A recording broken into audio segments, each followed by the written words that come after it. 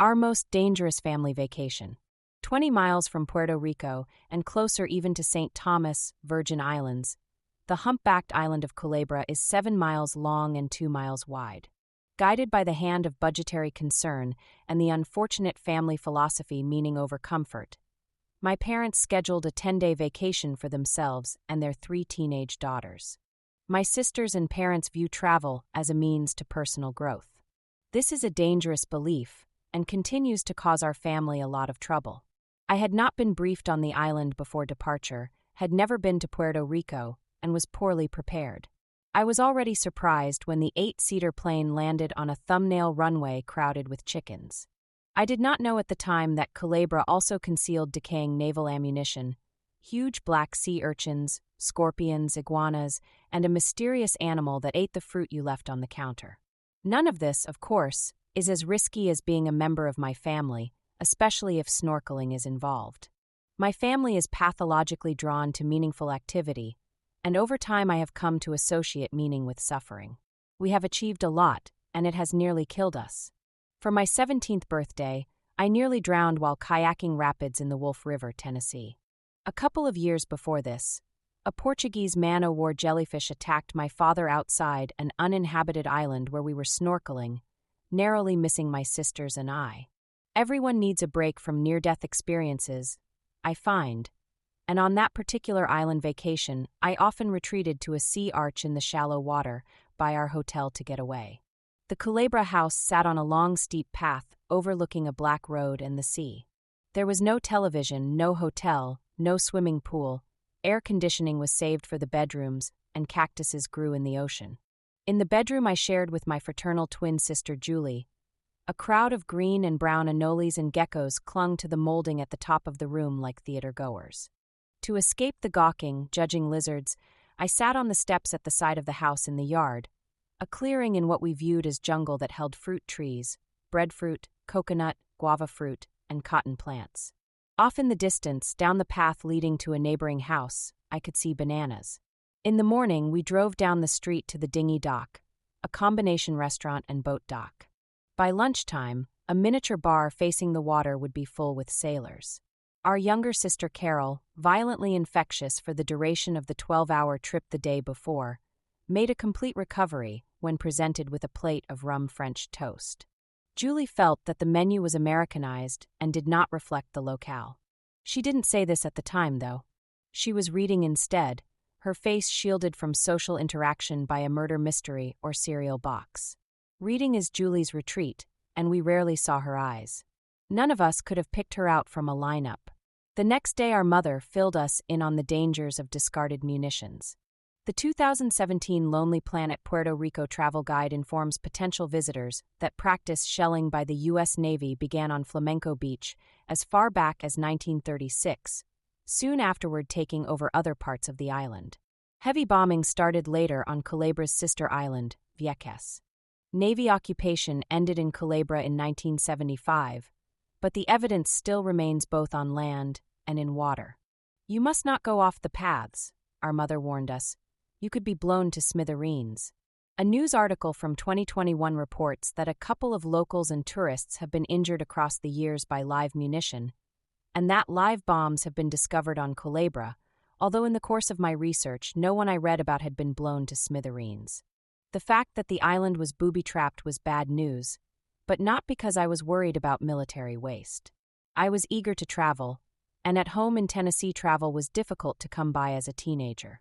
It's hard to get around to the farthest reaches of the earth when you're afraid to drive on the highway. Because of the unexploded ordnance or UXO scattered across the island, we made sure to stay on paths or other areas of ground that looked well-trodden and man-made, and we would not be bushwhacking through the jungle or over rocks on the beach. Another problem was that the villa itself was isolated. The long, steep hill at the front of our rental hovel ended in a rocky coast. We would not be walking anywhere outside the property. There were no sidewalks to walk on and no beaches within range, and therefore no walking. To get anywhere, we would have to ride in the red Jeep our father had rented from Jerry's Jeeps, and so for the rest of the time we were prisoners on the island. We snorkeled first at Flamenco Beach or Playa Flamenco, a beach sunk with a rusting military tank, and named for the flamingos that fish in a nearby lagoon. The entry from day one in my illustrated travel journal, a blue spiral-bound notebook with the edges chewed slightly by our pet rats, records the following. Tuesday, May 21st. Found a live conch. Saw Dr. Fish, squid, pufferfish, and brain coral. We had navigated to the beach using the map Jerry of Jerry's Jeeps had given us. A cartoon-looking illustration with each beach clearly marked. The Lonely Planet Guide contains detailed descriptions of several beaches on the island. Playa Tamarindo, the author's write, contains a 50-foot wall of coral. They also recommend Playa Carlos Rosario and Playa Melanés, although at Playa Melanés sharp melon cacti somehow grow in the ocean and swimmers should wear shoes. Carol buddied up for the snorkel with our parents. This was simply the way the buddy system worked out mathematically. More than one guardian was excessive for Carol, a girl who carried a flashlight and pocket knife in her cargo shorts, and who, despite being allergic to both cats and rabbits, was difficult to kill. My own swim buddy, Julie, at 16 was training to be a marine biologist. She kept her head underwater at all times, and if I had screamed for help would not have known about it. I walked into the ocean and floated. On the sea floor, an octopus drew away quickly, changing color as it went. Hard corals like brain and staghorn coral form a skeleton in which the coral polyp, not a plant but an animal, sits and captures passing food. Coral polyps are similar to anemones, but squeeze out calcium carbonate at a painstakingly slow pace, over hundreds of years building the sharp limestone shelves of a reef.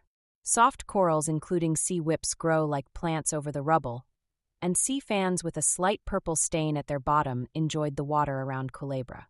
Between the rippled lumps of hard coral, striped yellow fish fled away like bombers. Julie's favorite Culebra fish is the blue chromis, a damselfish with iridescent blue scales. The spotted sea hare is another notable creature, a sea slug with a ruffled mantle and brown rings, although I never saw one on our trips into the water. Another time, at a different beach, I dove down to get a look at a school of squid, and a frightened squid threw a cloud of purple ink that left a stain on my palm for 2 weeks. The water, a place where the Caribbean Sea meets the Atlantic Ocean, pushed and pulled. There was so much churning that sand sprayed a grainy wall around small fish hiding in the brown algae of the cratered shelves. Although a carpet of marine life covered the rock, it was difficult to see exactly what I was dealing with. I doggy-paddled frantically to keep my place in the waves. Deeper down, I heard a delicate scraping, the sound I've read of sea urchins gnawing against the hard calcium of coral skeletons. In every reef I have been in, I have heard this sound.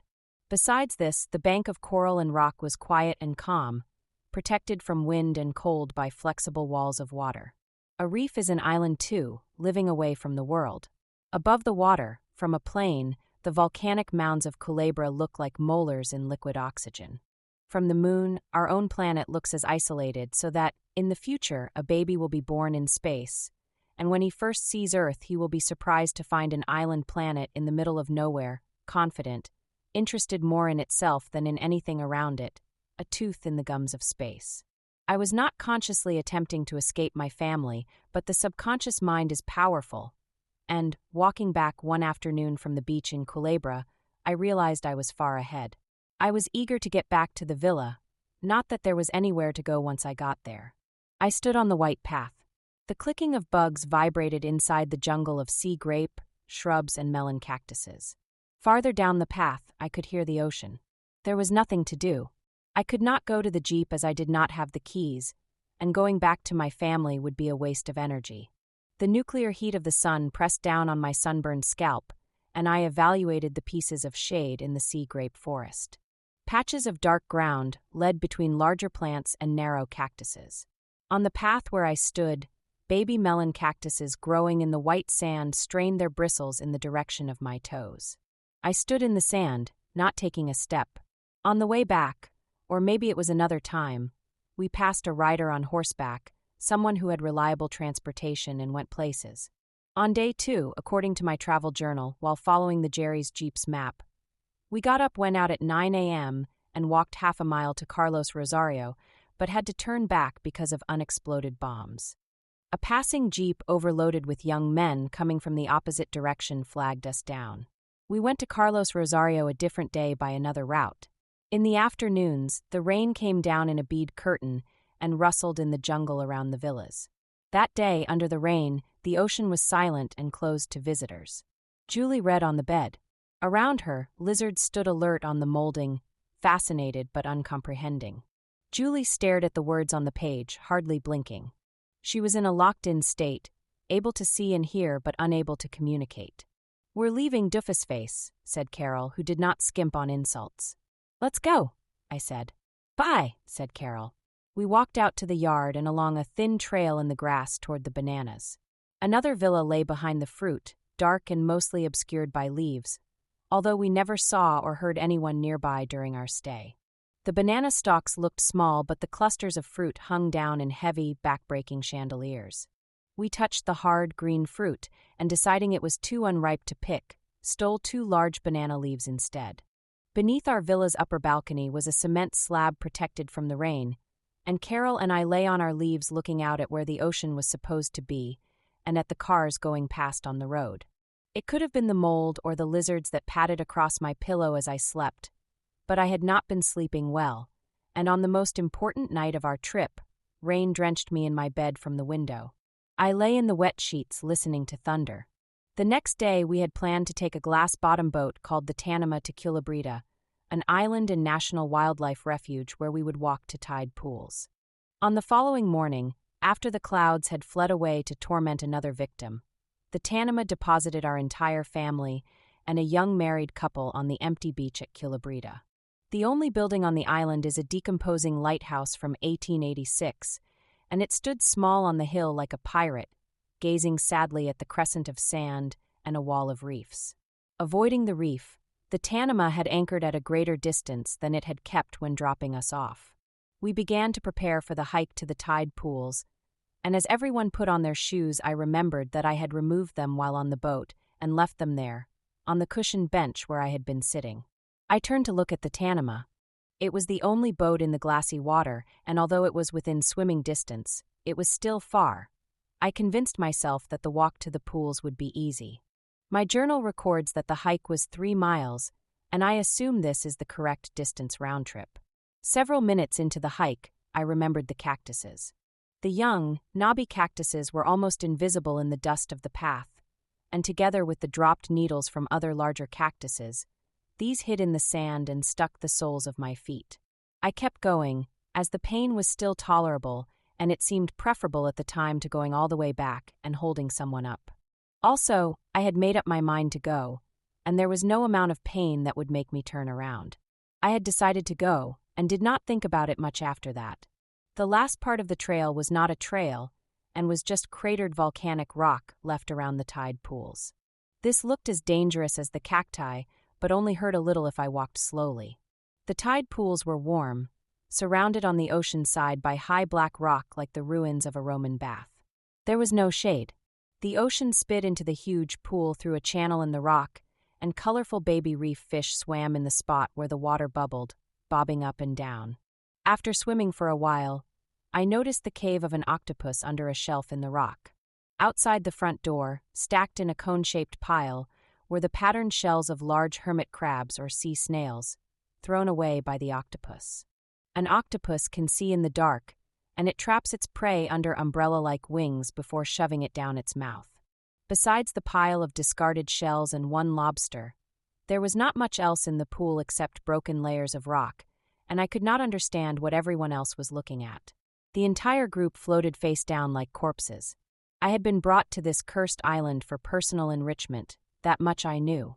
I would vacation with my family for 10 days, including a day's sojourn to a vacant mound of rock even Christopher Columbus would have skipped. Afterward, I would return home full of gratitude for having lived a richer life. I paddled upright impatiently.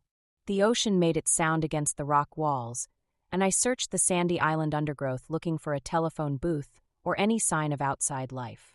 A long time later, we left and went back to the beach. I collected a few small sea urchin shells from the pits in the rocks before we went. Thin white donuts with all the spines gone and decorative rows of raised dots. The sun was hotter now, and the walk back was more painful than the first time.